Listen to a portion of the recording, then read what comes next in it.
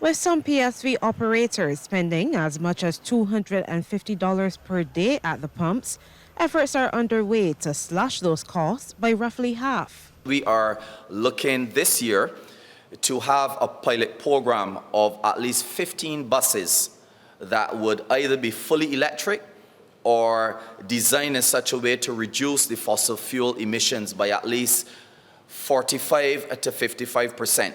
Kelvin Scott is the officer in charge of the Alliance Owners of Public Transport's energy project. He says for those PSV owners unwilling to make the investment to full electric, they've been in discussions with local authorities to look into compressed natural gas, or CNG, which could reduce greenhouse gas emissions. We are also in discussions with a local building company, LNN, as it relates to a chassis designed specifically for something called compressed natural gas. We've been to Trinidad as a research team, and we recognize that by maybe just using $7,000 to $10,000 US, you can actually make the necessary adjustments in your public service vehicle to accommodate the compressed natural gas, and this would give you perhaps between 40 to 60% in terms of savings.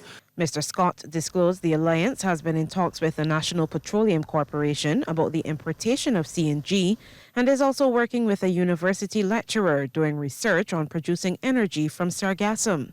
Meanwhile, Roy Raphael, chairman of the Alliance, which also represents taxis and vehicle rental companies, says the energy project is not limited to PSVs. Rather than just in minivans, and so we're also doing taxis and hire cars. So we're doing public transport. I think Barbados use a lot of money, particularly in the hire car business. And I think Mr. Scott is also a director of a hire car company, an owner. And he probably would probably agree with me, because I get calls from people outside the association who said to me that when people come into Barbados from the cruise ship or the airport, they always ask about electric vehicles. And we don't have a number of them. So we're hoping to correct that. Officials say the electric model of the standard 14-seater, commonly used for ZRs, would cost between $150,000 and $175,000. There are also plans to import about 14 electric buses from China at a cost of $300,000 to $350,000 each. Sharika Griffith, CBC News.